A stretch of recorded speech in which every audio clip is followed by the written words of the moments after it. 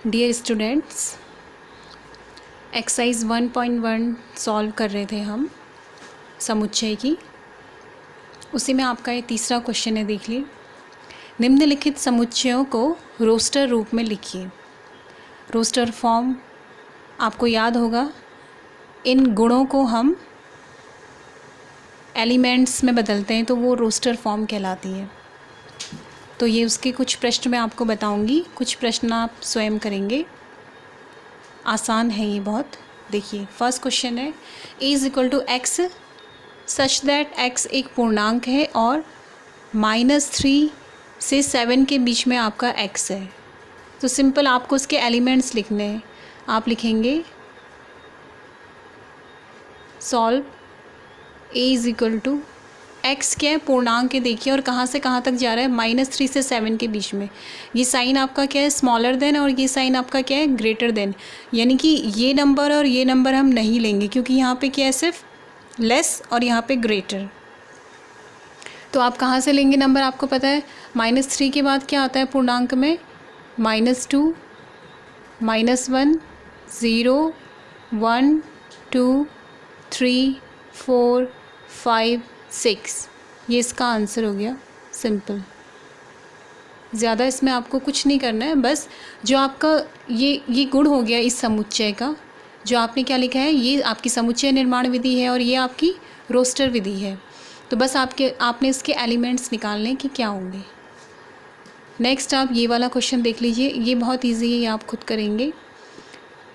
X such that x 2 अंकों की ऐसी प्राकृत संख्या है जिसके अंकों का योगफल 8 है। देखिए, आपको 2 अंकों की संख्या लेनी है जिसके अंकों का योगफल क्या है, 8 है। तो हम पहले 1 से शुरू करते हैं। देखिए, अगर हमने एक संख्या 1 ले ली तो दूसरी अंकों का योगफल 8 होने के लिए क्या होनी चाहिए, 7 होनी चाहिए, क्योंकि 7 + 1 करेंगे तो 8 हो जाएगा आपका। दूसरे हमने 2 ले ली तो क्या होनी चाहिए, 6 होनी चाहिए। एक नंबर हम बढ़ाते जा रहे हैं तो दूसरा वाला नंबर घटाते जा रहे हैं, लेकिन दोनों का योग हम ऐसे एडजस्ट कर रहे हैं कि 8 आना चाहिए, क्योंकि इसमें बोला गया है। सिंपल। अब हम 3 लेंगे तो क्या होगा, देखिए 5 आएगी। 4 लेंगे तो क्या होगा, दूसरा भी 4 होगा। देखिए, अब यहाँ फिर बढ़ गया। 5 लेंगे तो क्या होगा, देखिए 3 हो गया। 6 लेंगे तो क्या हो गया, देखिए 2 हो गया। 7 लेंगे तो क्या हो गया, देखिए 1 हो गया।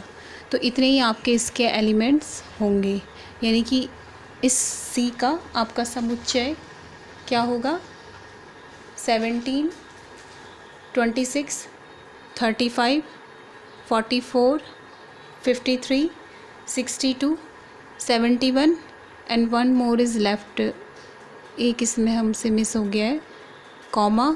देखिए, 2 अंकों की संख्या लेनी है और योगफल 8 आना है, तो इसमें 8 वाला नंबर भी आएगा। 8 और 0, 8 और 0 ये मिस हो गया था। तो ये आपका क्या हो गया, इसका आंसर हो गया। 17, 26, 35, 44, 53, 62, 71, 80। समुच्चय निकालने के बाद एक बार ज़रूर देख लेंगे कि कोई नंबर मिस तो नहीं हो गया है, ऐसा भी देख लेंगे आप। तो ये इसकी क्या होगी, रोस्टर मेथड हो गई। नेक्स्ट है, देखिए, समुच्चय D बराबर एक्स सच दैट एक्स एक अभाज्य संख्या है जो संख्या 60 की भाजक है। यानी कि ऐसी अभाज्य संख्याएं लेनी है जो 60 की भाजक हो, यानी कि जिनका भाग 60 में पूरी बार जाए। भाजक माने भाग पूरी बार जाएगा, आपको मालूम है। तो आपको पता है अभाज्य संख्याएं कौन कौन सी होती हैं, और वही अभाज्य संख्याएं लेनी है जिनका भाग 60 में जाएगा। तो स्टार्ट करते हैं हम।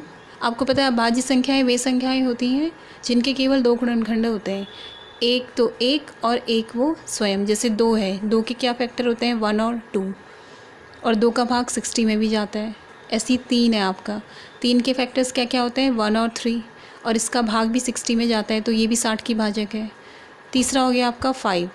5 भी क्या है, एक अभाज्य संख्या है, क्योंकि इसके फैक्टर्स क्या होते हैं, 1 और 5, और ये भी आपकी 60 की भाजक है, क्योंकि इसका भाग भी 60 में जाता है। नेक्स्ट आपका आ गया, देखिए ये बहुत इजी है। आपको इनके क्या लिखने हैं, समुच्चय लिखने हैं। आप क्या करेंगे, जो E is equal to same, देखिए एक ई इज इक्वल टू समुच्चय में क्या आएंगे, T R I G O N. अब ये ओ आ चुका है तो दोबारा नहीं आएगा, एम ई टी आ चुका है दोबारा नहीं आएगा, आर आ चुका है दोबारा नहीं आएगा, वाई। ये इसका आंसर हो गया। और ऐसे ही फिर ये वाला क्वेश्चन भी करेंगे आप। तो ऐसे आपका ये थर्ड क्वेश्चन कंप्लीट हो जाएगा। नेक्स्ट इसमें आता है, देखिए फोर्थ क्वेश्चन। इसमें आपने क्या करना है, इन नंबर्स को आपको क्या करना है, सेट बिल्डर फॉर्म में, यानी कि इनका गुण लिखना है कि इनको एक समुच्चय में क्यों डाला गया आपने। ऐसे क्वेश्चंस करने हैं।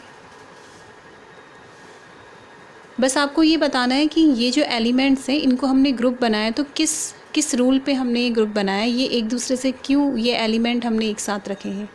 तो माना आपने क्या लिया, समुच्चय ए है, आप इसको डायरेक्ट भी लिख सकते हैं या आप सॉल्व करना चाहते हैं सॉल्व करके भी लिख सकते हैं। अब देखिए पहले आपको समझना पड़ेगा, 5, 25, 125, 625। तो संख्या में आपको कुछ दिख रहा है, कुछ रिलेशन हमको मिल रहा है कि अगर हम 5 को एक बार गुणा करते हैं तो 5 मिलता है, 5 को 2 बार गुणा करते हैं 25 मिलता है, 5 को 3 बार गुणा करते हैं 125 मिलता है, 5 को 4 बार गुणा करते हैं 625। तो इसको हम इस प्रकार लिख सकते हैं, जैसे 5 की घात 1, 5 की घात 2, 5 की घात 3, 5 की घात 4। तो नंबर आपका क्या है, 1 से लेके 4 तक जा रहा है। देखिए नंबर कहाँ से कहाँ तक जा रहा है, 1 से लेके 4 तक, और 5 आपका ऐसे के ऐसे ही है। तो आप लिख सकते हैं a is equal to x such that x comma x is equal to 5 की पावर n, जहाँ n कहाँ से कहाँ तक है आपका, 1 से लेके 4 तक है। देखिए और 1 और 4 भी आ रहे हैं दोनों, तो ये वाला साइन लगेगा, ये साइन होता है इक्वल टू का, ग्रेटर एंड लेस देन, 1 से लेके 4 के बीच में, greater less than equal to 1 and greater than equal to 4। ये भाषा आपकी बदल भी सकती है, आप इसके अलावा दूसरा भी लिख सकते हैं अगर आप कोई दूसरा रिलेशन इसमें फाइंड आउट कर लेते हैं। तो एक्स सच दैट एक्स के बराबर 5 की घात n, जहाँ n कहाँ से कहाँ तक जा रहा है, 1 से लेके 4 तक जा रहा है। नेक्स्ट देखिए इसमें 2, 4, 6 डैश डैश डैश, यानी कि कैसे नंबर मिल रहे हैं आपको, ये इवन नंबर्स हैं, सम संख्याएं हैं सारी, या ये 2 की गुणज है। 2 का पहाड़ा पढ़ेंगे आप तो 2, 4, 6, 8 ऐसे पकड़ के नंबर्स क्या हो रहे हैं, बढ़ते जा रहे हैं। तो इसमें हम क्या लिखेंगे, simple a is equal to x such that x, जहाँ x एक सम संख्या है। इसके 2 आंसर्स होंगे, यहाँ पे भी आपके 2 आंसर्स हो सकते हैं। a is equal to x such that x, जहाँ x 2 का गुणज है। देखिए 2 के गुणज है ना ये सब, जब 2 के जो 2 का पहाड़ा होता है वो 2 का गुणज होता है। गुणज माने आप 1 से लेके संख्याओं को गुणा करते हुए जाते हैं। तो ये दोनों इसके आंसर कहलाएंगे, ये भी। इसी प्रकार ये भी इजी है। देखिए ये क्या है, 1, 4, 9। तो अगर आप 1 का वर्ग करते हैं 1, 2 का वर्ग करते हैं 4, 3 का वर्ग करते हैं 3, और यहाँ आप 10 का वर्ग करते हैं 10। तो सिंपल इसका आंसर भी क्या लिखेंगे आप, a is equal to x such that x, a is equal to x such that x comma x बराबर n स्क्वायर। n स्क्वायर हो रहा है ना, जहाँ अब यहाँ आप बता देंगे कि n कहाँ से कहाँ तक जा रहा है।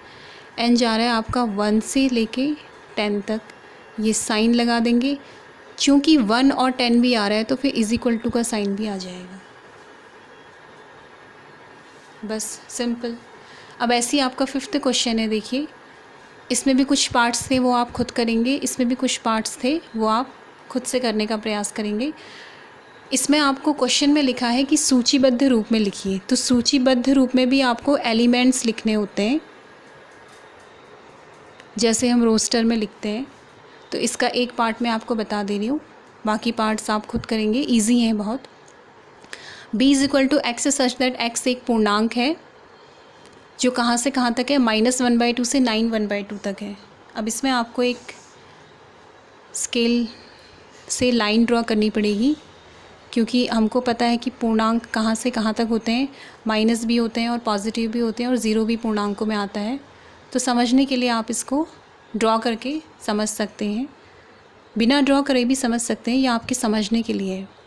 जैसे ज़ीरो है, यहाँ पर 1 2 3 4, हमें ये पता लगाना है कि यहाँ से लेके यहाँ तक में कौन कौन से एलिमेंट आएंगे। तो वही हमारा क्या होगा, सूचीबद्ध रूप होगा, क्योंकि हमें एलिमेंट्स मिल जाएंगे उसमें। माना ये -1 है, ये -2, तो ये आपको क्या बोल रहा है, -1/2 से 9 अब -1/2 कहाँ पर होगा, देखिए -1/2 आपका ठीक यहाँ पर होगा, -1/2, क्योंकि -1/2 करेंगे तो आपका -1 आएगा, इसलिए -1/2 यहाँ पर होगा। अब 9/2 कहाँ पर होगा, 9/2 आपका क्या होगा, देखिए 9/2 माने ठीक 4 और 5 के बीच में, क्योंकि आप अगर डिवाइड करते हो 9 को 2 से तो 4.5 आता है आपका, 45 2 ज़ा 90, तो ये ठीक इसके बीच में आएगा आपका 9/2। तो अब आपको बताना है कि इसके बीच में कौन कौन से डिजिट आएंगे। देखिए वेरी सिंपल, 0 आएगा, 1 2 3 4, इतने ही डिजिट आएंगे। तो आप लिखेंगे, इसका सूचीबद्ध रूप होगा आपका, ब्रैकेट लगाएंगे 0 1 2 3 4, ये इसका आंसर हो जाएगा। तो इस प्रकार से आप इन क्वेश्चंस को करेंगे। That's all for the day.